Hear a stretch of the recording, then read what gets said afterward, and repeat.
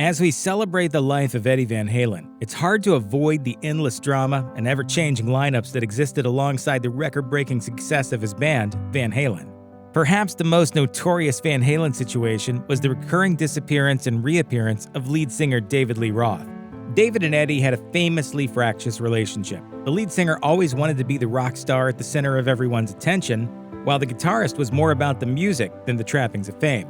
Tensions ramped up between the two during the making of the 1980 album Women and Children First, particularly when it came time to shooting the album cover and inset photos with provocative fashion photographer Helmut Newton. Per Q Point, the Van Halen brothers, quote, viewed this whole episode as an effort by Roth to hijack the band's image for the new album, and disliked working with Newton. Another photographer ended up shooting the cover and insets, but a Newton portrait of Roth was made into a poster that was tucked into the first 1 million copies of the album. The rest of the band was displeased. Despite the dust-up over the photography for Women and Children First, the band seemed to know that it had something special going on, creating 2 more albums before their most iconic of all, 1984's 1984. By the time the band was ready to record, Eddie Van Halen had finished constructing his personal music studio with engineer Don Landy, which he named 5150 Studios. Eddie was unhappy with the number of cover songs on the 1982 album Diver Down, as well as the influence of producer Ted Templeman for Ultimate Classic Rock.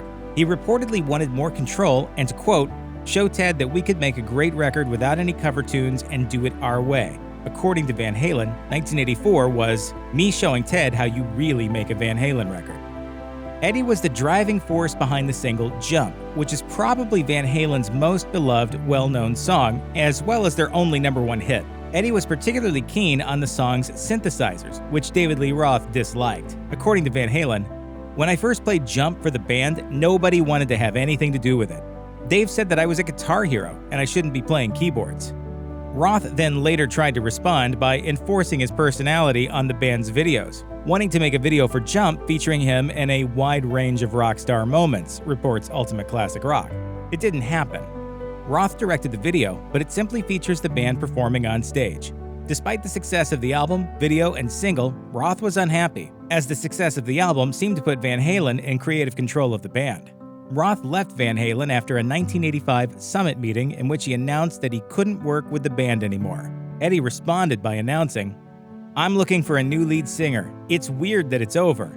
12 years of my life putting up with this bull.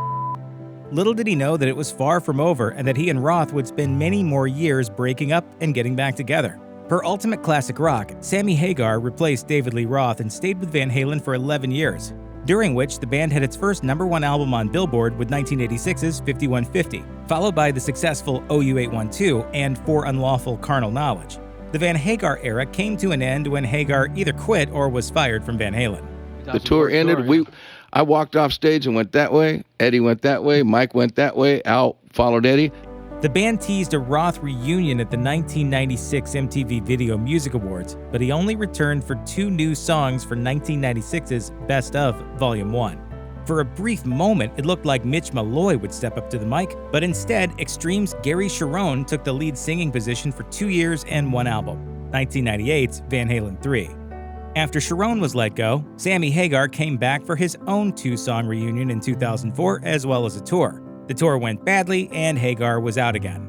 The final version of Van Halen came together in 2007, with David Lee Roth once again getting back behind the mic, and Eddie's son Wolfgang Van Halen stepping into the bassist role that had previously belonged to Michael Anthony since 1974.